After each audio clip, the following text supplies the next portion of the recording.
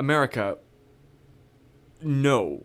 No to Donald Trump. No, no. He is an awful person.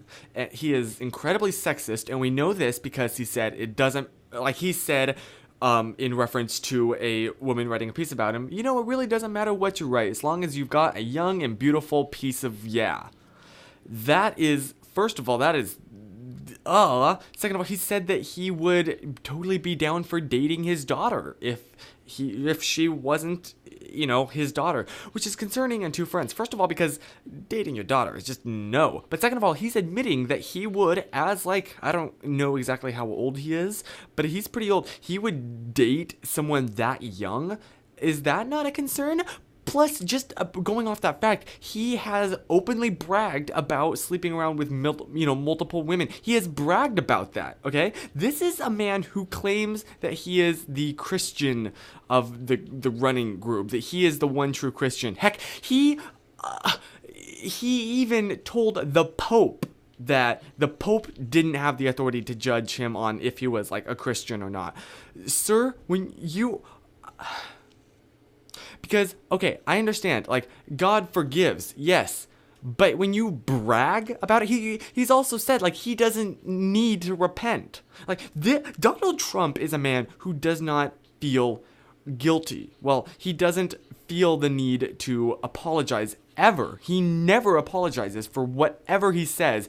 If he says something and then later changes his mind, he either just says that what he changed his mind about is his official stance and has always been, or he'll say, I don't think I was very clear. I didn't mean it when I said it like that. No. When you say that people from Mexico are racists, are rapists, when you say that people from China, oh my gosh, I don't even want to go there. You at least apologize. He refuses to apologize. That is incredibly scary because a true leader is not somebody that is always unafraid or is incredibly cocky and arrogant, and that is someone, no. A real leader is someone that leads with determination, yes, but someone that leads with humility and a realization that the presidency is great, but the whole point was that the president would not be a king. He's still just like a man. And when you say something, you apologize. It's just what you do. And he refuses to, flat out, no matter what he says. And that's another thing. He's saying these outrageous statements because they get him media attention. And the media companies love that because the more outrageous things that he says, the more they have to report on, and the more outrageous things he says, the more clicks they're gonna get, because obviously people are gonna go, what the heck? Donald Trump didn't say that, did he? Click. And by that little click, they are supporting Donald Trump doing all this stuff. And I say this, I am guilty of this too. I have been trying to keep up a lot with what's been going on recently with all the rallies and everything. And I acknowledge that I am kind of in the wrong here because I am, I'm supporting this. But holy crap. When you have this stuff that's been going on, he actively encourages violence, okay? The purpose of a president is to unite Americans together, not to split them apart. And that is precisely what Donald Trump is trying to do with all of his comments about Muslims, saying that we should, thoroughly investigate every mosque in America. What the heck? Is there no, no! Oh my gosh. Because imagine if someone said the same thing about churches. We should go through every church and make sure that they're not there would be a huge outcry. But here's the thing about America. Because it is religiously neutral, you need to treat all religions the same. This is going to get me in a lot of trouble, but I believe that in the secular circle, in American politics, all religions are on the same platform. One does not have higher treatment, or should not have higher treatment than the other. I say that as a religious person, okay? I don't believe, I believe it's absolutely wrong to I'm trying to figure out how to phrase this. Because imagine what Donald Trump is saying about Muslim people. And just imagine that being applied to Jews or Christians or any, like, I would say like Mexican people. But the problem is, that's all, like, Trump has talked about that, and obviously not in very good ways. Oh my gosh. And it's very actively, like, being stirred up. This, like, aggravation and anger that's been built down in a lot of Trump's base, he is actively encouraging, he's trying to lead by passion, which is bad. Well, no, I'm sorry. Passion can be a really good thing or a really bad thing. And when I say passion, I don't mean like a love. I mean hatred passion. He is stirring up hatred that's been long settled in people's hearts, and he is providing them a way to express that now.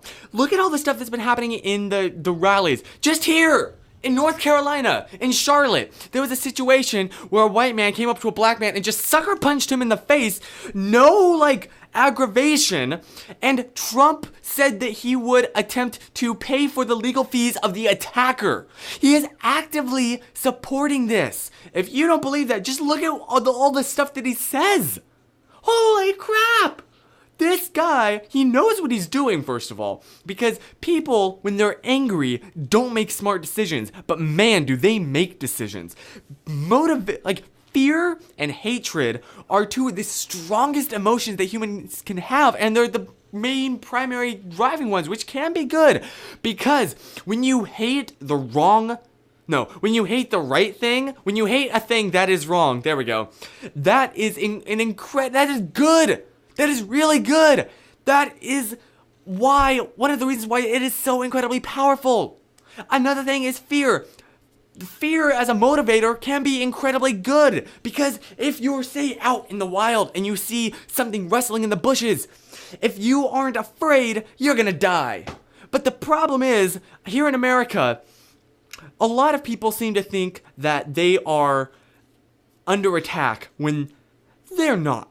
I'm not getting into specifics here, but I think you know what I'm talking about. Yes, I did kind of go there. So he stirs up this aggravation in people. And this is what is legitimately terrifying. It's not necessarily that he's saying these wacko things. And there is a piece by Pop Chassid, who runs a blog and a Facebook group.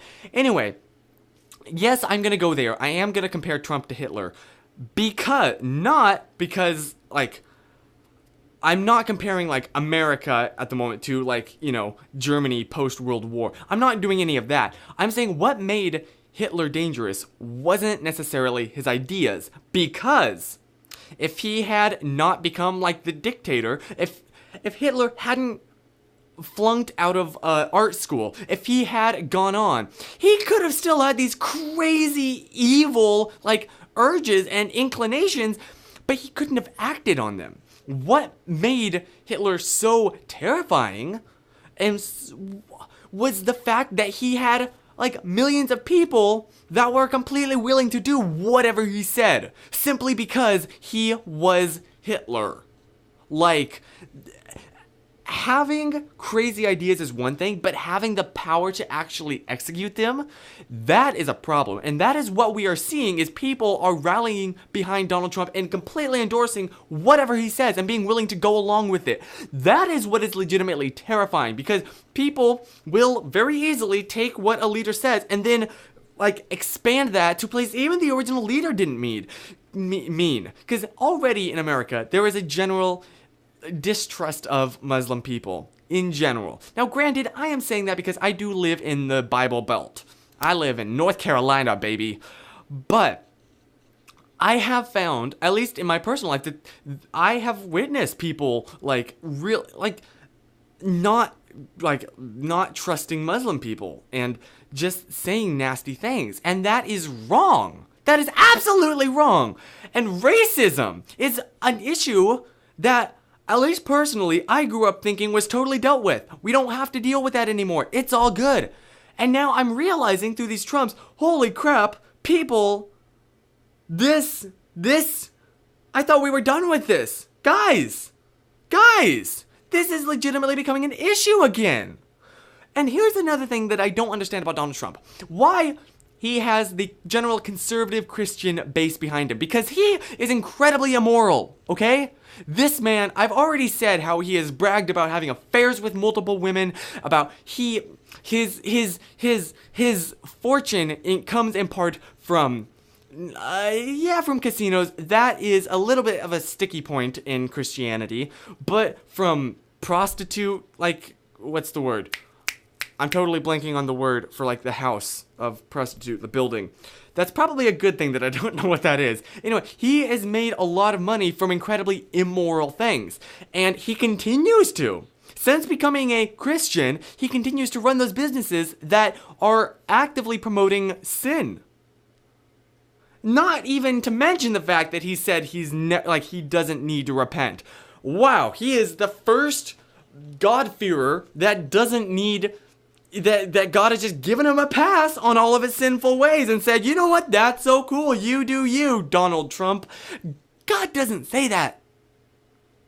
Okay? Oh my gosh, I feel like I could rant forever, but I've already been a while. And so, in conclusion, I'll give you another thing real quick, one other thing. A lot of Donald Trump support comes from the far right, which is generally like very pro-small government. Donald Trump, he all the things he says, they are absolutely... He is a Democrat. He is definitely a Democrat and a very left-wing, which is why I don't understand why he's gotten the conservative vote generally. Because, like, he said, look at the wall. The infamous wall that apparently we're going to build. But apparently Mexico is going to pay... Mexico is not going to pay for that. Are you kidding me? Are you kidding me? Mexico is not going to pay for that. Which means that the debt of all of that, and not just the initial building, which is going to... Like, if that happens, which I... pray it doesn't. If that happens, that would be... Can you imagine how much that would cost? And not just the initial construction, but all of the upkeep. Forever. Forever. That is... And he said he's gonna, like, triple our military. Now, granted, I do believe we should have a strong military for defense. But triple it? Where does he think this money is gonna come from? Now, I understand that he is a businessman. Yes. But at this point... When he's the president, why does he have the conservative vote? I don't understand, so in conclusion, all of that, I'm not even going to get into the people at Trump rallies that do the Hail Hitler sign, or that there was the guy that screamed to the Jewish guy, go to Auschwitz, go to effing Auschwitz. That is... scary. And the fact that Trump... there's another thing. The whole KKK incident. I'm sorry, but when you're a politician, there is only one answer to the question, will you condone the KKK? And that is a big fat no. That is a big fat no. And what does he say? He says he doesn't know. He'll have to do a little more research. So in conclusion, please, can we stop this Trump hatred that's spreading? Because America, we're better than this. We're better than our hatred. We're better than our bitterment. We're better than racism. We are better than... Oh my gosh, what was the word? I was going to say something there. We're better than racism. We're better than anger. We're better than sexism.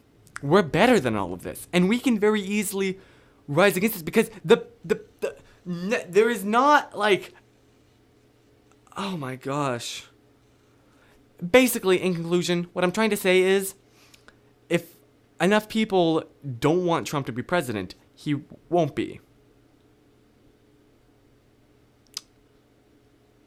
And your vote adds on to the pile, and every vote is important.